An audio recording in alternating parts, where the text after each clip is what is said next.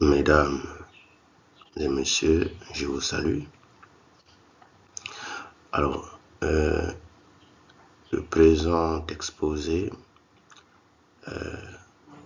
qui va clôturer donc une série d'exposés sur les indicateurs clés de performance dans les différents secteurs. Alors, donc aujourd'hui, ça concerne les indicateurs de performance d'un programme d'enseignement supérieur. Alors,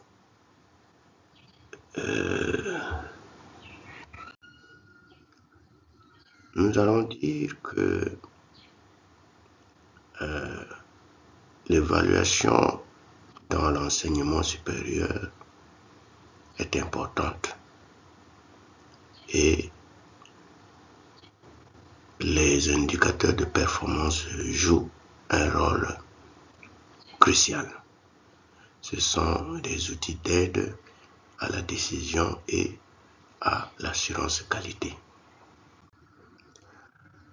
Alors, les indicateurs de performance, en général, ce sont des données quantitatives ou qualitatives, ou les deux, qui mesurent l'atteinte des objectifs, évaluent la qualité, l'efficacité et la pertinence d'un projet, d'un programme ou d'une activité et doivent être fiables et mesurables. Globalement, doivent être SMART, comme on dit, c'est-à-dire ils doivent être spécifiques, mesurables, atteignables, fiables et temporellement définis. Alors, les objectifs des indicateurs de performance, c'est évaluer la qualité de la formation, dans le cas spécifique de l'enseignement supérieur, améliorer la prise de décision, assurer la transparence, faciliter l'accréditation et renforcer la compétitivité.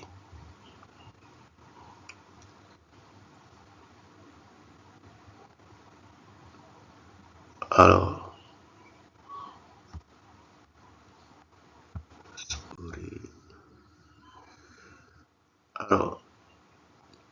parmi donc ces indicateurs dans l'enseignement supérieur, on a des indicateurs académiques. C'est le cas du taux de réussite, le taux d'abandon, le taux de diplomation et le taux de redoublement. Alors, ces données souvent sont disponibles dans les résultats à la fin de chaque année.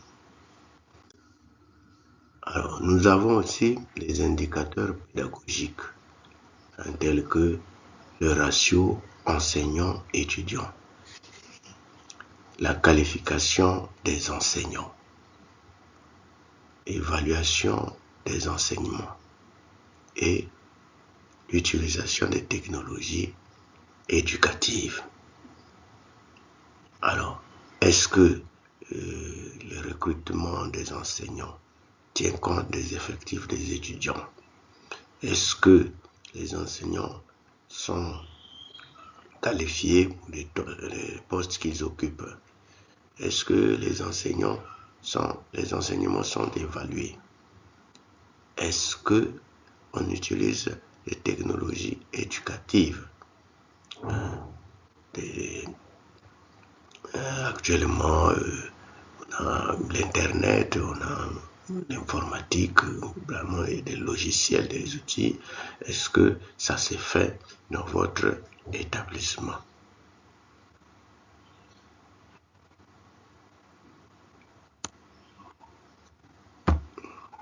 Décidément la souris.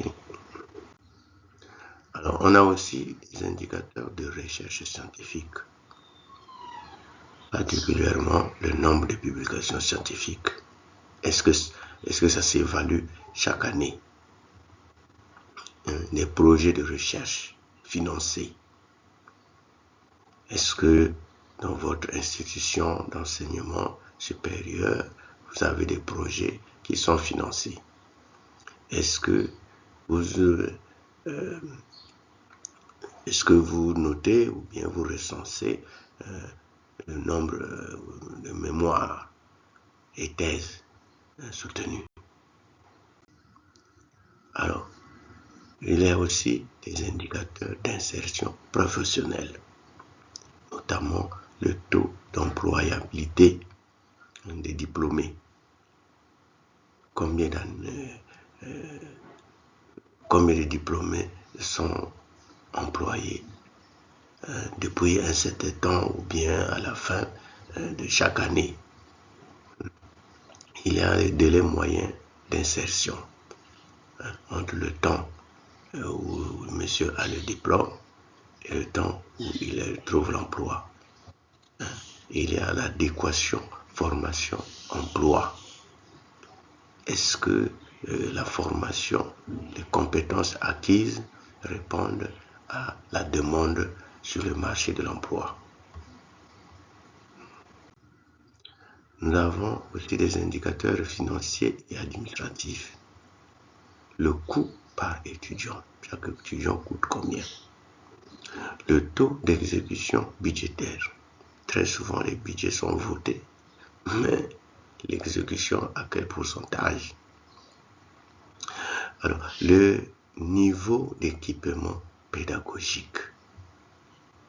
Les gens qui étudient les langues, par exemple, est-ce que vous avez un laboratoire de langue? Ceux qui ont des laboratoires d'analyse, des laboratoires, est-ce qu'il y a l'équipement nécessaire?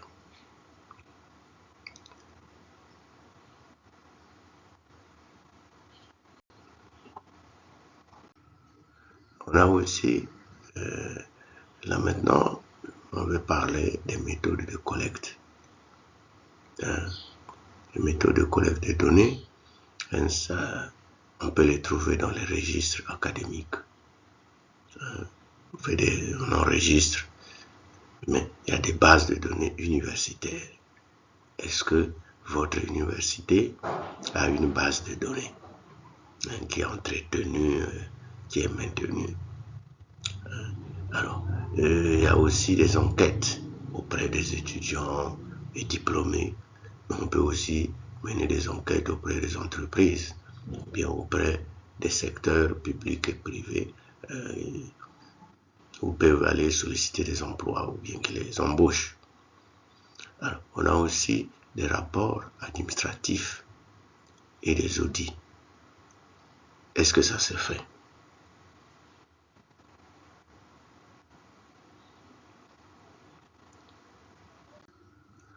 Alors, quelle est l'importance des indicateurs de performance? Alors, il s'agit d'améliorer continuellement des programmes, d'optimiser les ressources et renforcer la qualité. Et puis, ça permet d'assurer aussi le développement d'une culture d'évaluation.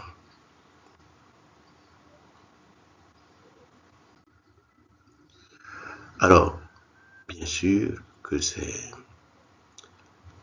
indicateurs de performance ont des limites. Par exemple, une focalisation excessive sur les chiffres, une difficulté à mesurer les aspects qualitatifs, parce qu'il s'agit d'une interaction avec les humains et c'est souvent imprévisible. Il y a des comportements imprévisibles. Il y a aussi le risque de manipuler des données. Comme je disais la dernière fois, pour se maintenir au poste, on peut manipuler on est tenté de manipuler les données. Ou bien, dans le cas particulièrement des établissements privés, on peut manipuler les taux de réussite pour attirer nouvelles recrues. Alors, il y a aussi des inégalités entre établissements. Alors, en conclusion, je dirais que les indicateurs améliorent la qualité universitaire. Ils soulignent l'évaluation et la gouvernance. Ils ont une importance d'associer les analyses quantitatives et qualitatives. Alors, il faut que j'insiste sur un aspect particulièrement l'employabilité. Alors, le système éducatif dans certains pays est segmenté. Segmenté, c'est-à-dire qu'il n'y a pas trop de lien entre les différents départements du circuit de formation. Donc, vous avez l'enseignement primaire et secondaire à ces programmes là-bas qui ne sont parfois pas adaptés, il n'y a pas de collaboration avec le département de l'enseignement supérieur. Et aussi, il y a une rupture, il y a un gap entre l'enseignement supérieur et le monde de l'emploi. Le monde de l'emploi. Et donc, chacun joue sa partition à son niveau. Alors que chaque département devrait fonctionner comme une entreprise. Une entreprise et on devrait appliquer, par exemple, le système CIPOC, c'est-à-dire on a le fournisseur, il y a les intrants, il y a le processus et il y a les résultats et il y a l'utilisateur. Alors, pour un département d'enseignement ou un ministère ou une université, le fournisseur, c'est le ministère de l'enseignement secondaire. Alors, il devrait avoir une collaboration directe entre les deux. Et le processus, l'intrant, c'est l'étudiant, donc c'est le candidat qui arrive. Ça, c'est la matière première qu'il reçoit. Ensuite, on a le processus de formation, notamment le programme, le déroulement des enseignements, les évaluations, tout ça. Et ensuite, il y a les diplômés qui sortent. Le produit fini, c'est le diplômé. Mais le diplômé, il est utilisé par le secteur public ou bien le secteur privé. Et il doit aussi avoir une collaboration à ce niveau. Et tout ça, ça devrait être géré par des indicateurs. Être géré par des indicateurs. Personnellement, j'ai eu des cas avoir interrogé des étudiants en Master 2 qui ne savaient même pas dans quel secteur ils pourraient être utilisés après leur formation. Donc vous avez quelqu'un qui, depuis le bas âge jusqu'au niveau supérieur, n'a pas une vision parce que il ne sait pas exactement par rapport à son programme où est-ce qu'il peut travailler.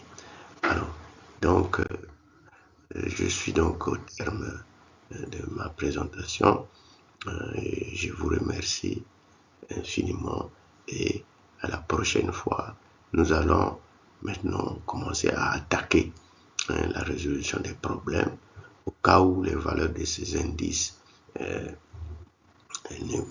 n'évoluent pas dans le sens des objectifs. Il y a un cas de déviation. Alors, comment faut-il s'y prendre?